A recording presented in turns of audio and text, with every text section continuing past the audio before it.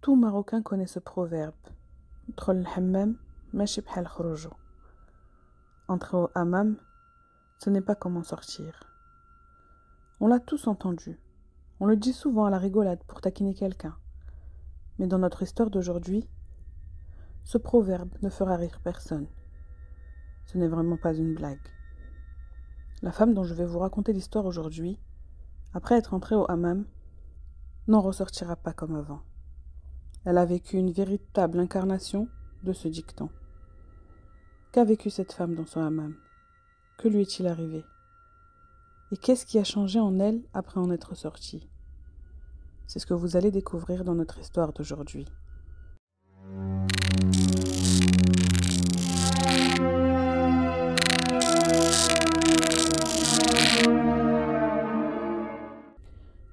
Tous les Marocains aiment aller au hammam. C'est un moment pour se détendre, se débarrasser de la fatigue. Et c'est sûr que chacun d'entre nous y est déjà allé un matin très tôt, a trouvé le lieu vide et s'est retrouvé seul dans cet espace. Et là, sans même le vouloir, on commence à s'imaginer. Et si un djinn sortait de là, ou une créature étrange? Parce qu'on s'est habitué à entendre des histoires d'horreur qui se passent dans ce lieu, surtout tôt le matin quand il est désert. On en a entendu des histoires incroyables, des événements terrifiants, tellement qu'on en perd la tête. Mais entre nous, on ne sait plus quoi croire. Est-ce que ce sont des histoires vraies, ou bien embellies ou inventées? Parfois ces histoires ne sont que mensonges. Mais aujourd'hui ce n'est pas le cas. L'histoire qu'on va vivre ensemble est totalement différente. C'est une histoire réelle et très grave. Je le sais, vous allez être choqués. Il y aura des moments où vous vous direz que c'est impossible à croire, que ça dépasse l'entendement. Mais faites-moi confiance, les amis. Il y a des gens qui vivent des choses qui ne peuvent être expliquées ni par la logique, ni par la raison. Et justement, si tout pouvait s'expliquer rationnellement, on n'appellerait pas ces créatures des djinns, ni ce monde de l'invisible qu'on ne voit pas, un autre monde. Donc quand quelque chose d'étrange nous arrive, notre cerveau s'arrête. Il bloque. Et c'est exactement ce que va vivre cette femme. Je vous assure que votre esprit aussi va s'arrêter. Mais je vous le dis, ce genre de choses arrive à beaucoup plus de gens qu'on ne pense. Beaucoup vivent des expériences effrayantes, mais on ne les croit pas toujours. Parce que quelqu'un qui n'a jamais rien vu de ce genre, qui n'a jamais vécu une chose aussi choquante, dira qu'elle est impossible. C'est exactement comme en cas de maladie, que Dieu nous en préserve. Quand on entend que quelqu'un est gravement malade, on prie pour lui. Mais on ne pense jamais que ça pourrait nous arriver à nous. Mais en vérité, personne n'est à l'abri. Que Dieu nous protège tous, vous et moi, de tout mal, et qu'il guérisse tous les malades. Bref, je pense que maintenant que vous avez compris l'introduction, nous pouvons rentrer dans le vif du sujet, avec l'histoire de Khadija. Khadija était une femme au foyer, une femme tout à fait ordinaire, comme tant d'autres. Elle avait sa maison, son mari, son garçon et sa fille, dont elle s'occupait avec soin. Elle prenait aussi soin d'elle-même un minimum. C'était une femme discrète, sans trop de sorties ni relations sociales. Une femme casanière, comme on dit. Et c'est là que commence notre histoire. Une histoire effrayante qui va nous glacer le sang. Un jour, Khadija est allée au hammam. C'était tôt le matin. Elle voulait y aller, se laver rapidement, faire ce qu'elle avait à faire et rentrer vite à la maison s'occuper de ses enfants. Vous savez comment c'est. Elle arrive donc au hammam, entre dans la salle chaude.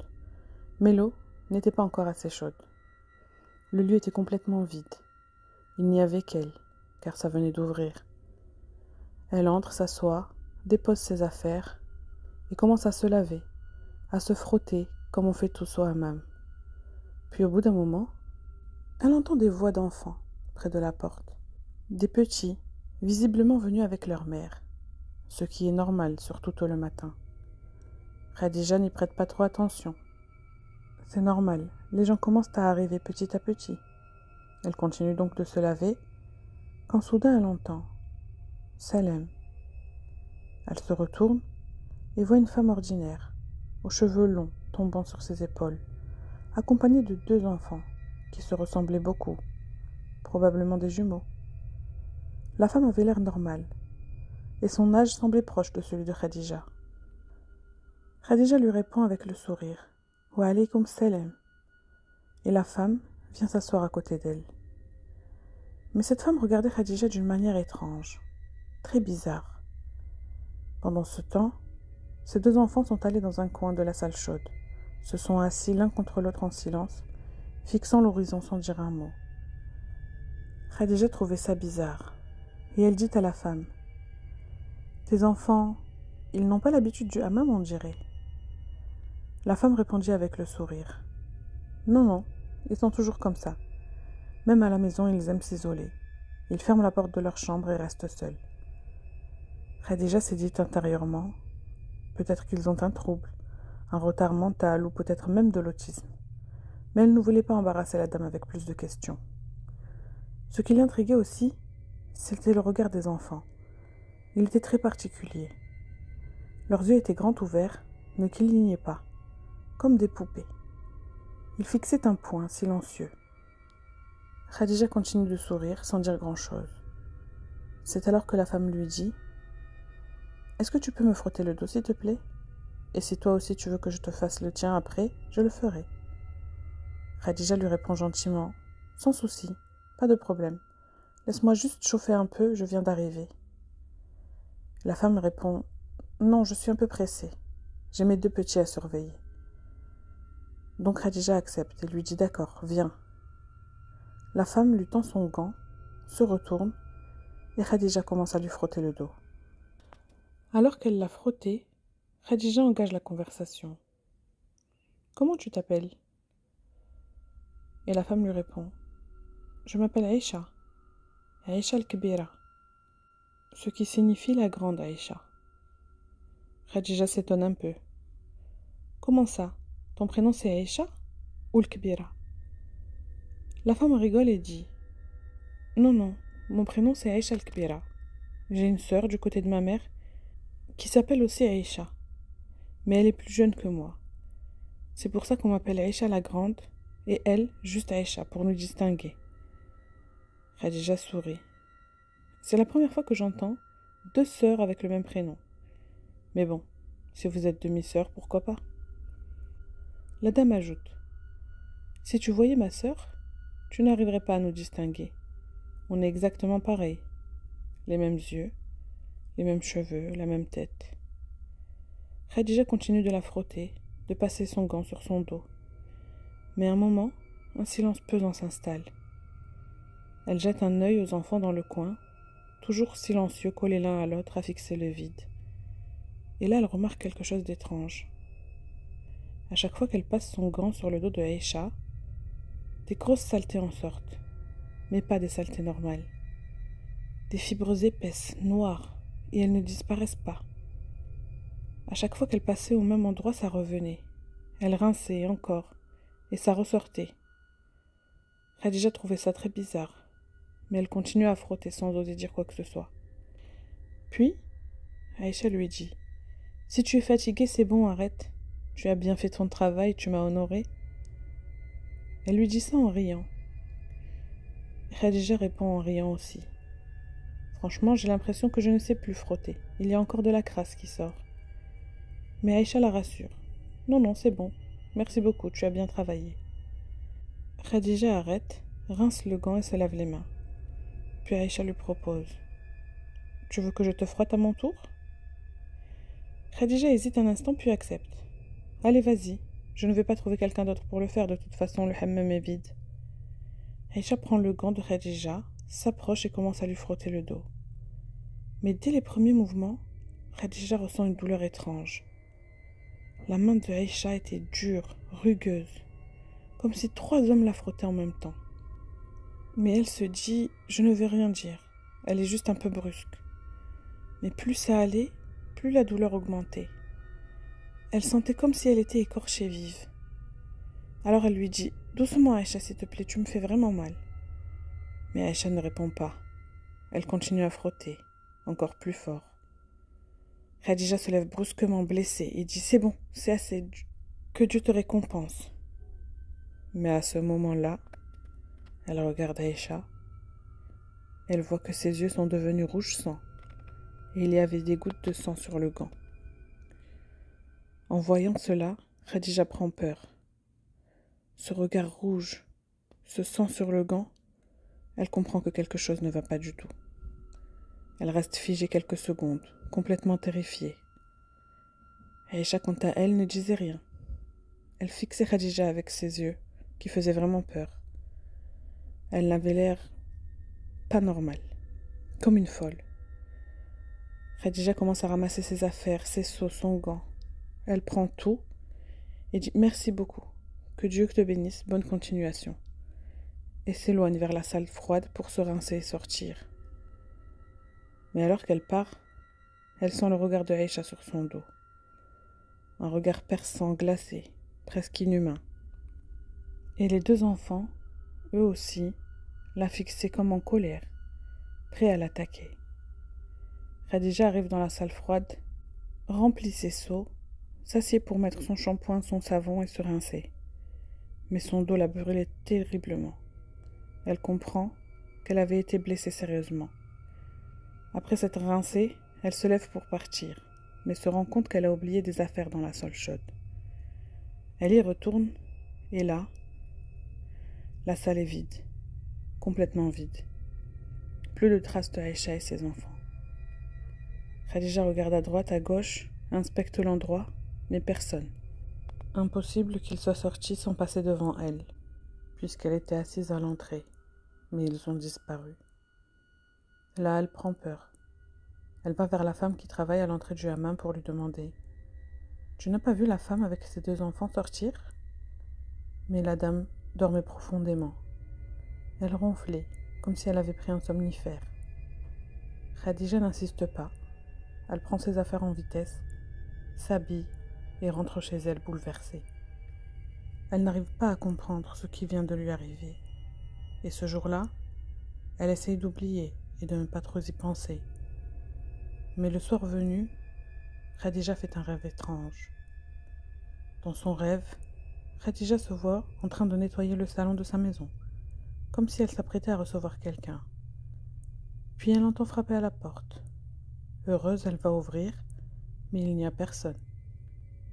Elle referme la porte, retourne au salon, et là la femme était là, Aïcha. Elle se tenait au milieu du salon, le visage caché. Khadija, étonnée, s'approche d'elle. « Oh, tu es arrivée tôt? J'étais justement en train de préparer le salon pour toi. » Mais Aïcha, sans montrer son visage, dit « Je ne suis pas venue les mains vides. » Elle plonge la main dans son sac et en sort une écharpe rouge sang. Ses dents étaient longues et tranchantes. Elle tend l'écharpe vers Khadija et lui dit « Voici ton cadeau. » Khadija hurle et se réveille en sursaut, en sueur, le cœur battant. Elle venait de faire un cauchemar terrifiant. Après ce cauchemar, Khadija ne comprenait rien. Elle était choquée, haletante, incapable de parler, comme si elle venait réellement de vivre cette scène. Elle essaie de reprendre ses esprits et de se convaincre que ce n'était qu'un rêve. Les jours suivants se passent sans événement particulier. Tout semblait revenu à la normale. Les jours passèrent, puis les semaines. Khadija ne voit plus rien d'étrange. Jusqu'au jour de Eid el-Fitr, la petite fête de l'Aïd.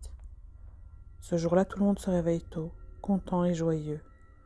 C'est un jour de fête, de visite familiale et de bénédictions échangées. Khadija, son mari et ses enfants se réveillent heureux. Sa fille et son fils mettent leurs vêtements de fête et sortent jouer dehors. Son mari s'habille aussi, et toute la famille passe la journée dans la bonne humeur. Mais dans l'après-midi, sa petite fille rentre en courant, paniquée. Elle ferme la porte derrière elle, haletante. Khadija lui demande « Qu'est-ce qu'il y a, ma fille? Qu'est-ce qui se passe ?» La petite lui répond « Rien, maman, je joue avec des enfants, et un d'eux est tombé, s'est blessé, mais je ne lui ai rien fait, maman. Je ne voulais pas le faire tomber.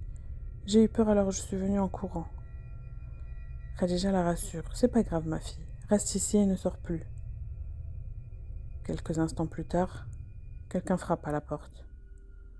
Khadija va ouvrir et là, qui voit-elle? Aïcha et ses 2 fils, tenant l'un d'eux par la main. Khadija est choquée et pétrifiée. Aïcha dit: C'est toi, Khadija, celle qui m'a frotté le dos au hammam. Rien qu'en entendant sa voix, les frissons parcourent le corps de Khadija. Elle se rappelle de ce qui s'est passé là-bas, les douleurs, le regard et le sang. Mais elle garde son calme et lui répond: Oui, je me souviens de toi, comment vas-tu? Aïcha lui répond: Mon fils est tombé, une petite fille l'a fait tomber. Je suis venue me plaindre, mais puisque c'est toi, ça va. Khadija s'excuse et lui dit que ce n'était pas intentionnel, que sa fille ne l'a pas voulu. Mais Aïcha la coupe en disant: Tu n'allais pas m'inviter à prendre un verre de thé? Tu veux que je reste dehors? Khadija, encore bouleversée, l'invite à entrer. Elle ouvre la porte et Aïcha et ses 2 enfants entrent dans la maison. Ils vont directement dans le salon et là, ces 2 enfants vont se placer exactement comme au hammam dans un coin, collés l'un à l'autre, silencieux et les yeux fixes. Aïcha regarde autour d'elle avant de s'asseoir. Mashallah, ton salon est magnifique. Khadija répond poliment: Merci. Que Dieu embellisse tes jours. Aïcha s'assoit, puis d'une voix étrange lui dit: Ta fille jouait toute seule dehors. Mais la vérité, c'est qu'elle n'était pas seule. Elle jouait avec mes enfants. Et d'ailleurs, quand je suis venue chez toi, personne d'autre m'a vue. Personne d'autre que toi. Personne ne me voit. Et même au hammam, toi seul me voyais. Tu comprends maintenant? Khadija se fige, terrifiée. Elle hurle: Ahmed! Ahmed! En appelant son mari. Mais Aïcha, toujours souriante, dit: Ils dorment, Khadija. Je les ai endormis en entrant. Il n'y a que toi et moi ici. Puis elle continue: Écoute-moi bien. Je suis Aïcha al-Kbira, comme je t'ai dit, et ceux-là sont mes enfants. Je suis venue te rendre visite car ça faisait longtemps. Et maintenant, je n'ai plus d'endroit où aller. À ce moment-là, Khadija perd connaissance. Elle s'évanouit sous le choc de ce qu'elle venait entendre et de voir. Quand elle se réveille, elle ouvre les yeux sur le visage de son mari penché sur elle. « Qu'est-ce qui t'est arrivé? Qu'est-ce qu'il y a, Khadija ?» Elle essaye de parler, de rassembler ses souvenirs, mais elle ne comprend rien. Elle lui répond: « Non, non, rien du tout. » Mais ce jour-là marque un changement radical dans sa vie. Les jours suivants, la vie de Khadija bascule complètement. Elle se sent étrangère dans sa propre peau. Elle a des appétits démesurés, mange sans cesse, mais ne prend pas 1 gramme, comme si elle n'était plus maître de son corps. Elle se replie sur elle-même et s'isole, ne parle presque plus à personne, préférant rester seule dans le silence. Puis survient un incident terrifiant. Un jour, alors qu'elle fait le ménage et qu'elle passe devant un miroir, elle s'arrête net. Son reflet dans la glace n'est pas le sien. C'est le visage de Aïcha al-Kbira qui lui sourit, avec ce même regard rougeoyant et cette expression glaciale. Khadija hurle, recule, mais chaque fois qu'elle se regarde, c'est ce visage qui lui apparaît. Khadija sombre dans une panique totale. Elle fait d'autres cauchemars où Aïcha lui ordonne des choses impossibles. Achète du poisson demain pour le déjeuner. Ne jette pas ce plat ce soir, laisse-le sur la cuisinière jusqu'au dîner. Et lorsqu'elle suit les instructions à la lettre, elle trouve plus tard dans la cuisine des enfants invisibles, les fils de Aïcha, en train de dévorer sauvagement la nourriture par terre, dans les restes. Leur visage reste inaccessible aux autres. Quand son mari ou sa fille passe par là, il n'y voit rien. Mais dans l'assiette, la nourriture a disparu, comme si quelqu'un l'avait engloutie. Chaque nuit, les apparitions continuent. Aïcha entre dans ses rêves pour lui rappeler ses promesses, la provoquer et la terroriser. Khadija ne dort plus. Ses nuits sont hantées par ses visions. Elle commence à douter de sa santé mentale. Mais elle sait dans son fort intérieur que ce qu'elle vit est réel, même si personne ne le voit à part elle. Désemparée, elle en parle enfin à sa mère. Sa mère étant une femme pieuse et expérimentée, sent immédiatement que ce qui arrive à sa fille relève du domaine du surnaturel. Elle fait appel à un imam réputé pour ses compétences en exorcisme et en lecture de Ruqya. Il se rend chez Khadija chaque jour pour lui lire des versets du Coran, lui apporter la bénédiction et réciter des prières de protection. Parallèlement, sa mère lui prépare une huile de massage spirituel, confectionnée selon une ancienne recette. Un mélange d'épices et d'herbes connu pour chasser les énergies négatives. Chaque soir, la mère de Khadija lui masse le corps avec cette huile avant le coucher, tandis que l'imam récite des sourates protectrices. Au fil des jours, Khadija sent peu à peu la présence d'Aïcha s'affaiblir.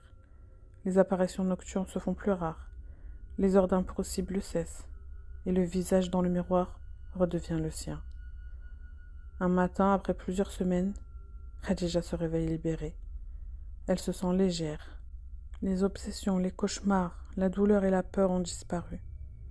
Khadija remercie sa mère et l'imam, reconnaissante d'avoir retrouvé la paix. Elle reprend une vie normale, entourée de sa famille, avec une nouvelle foi et un respect profond pour le monde invisible.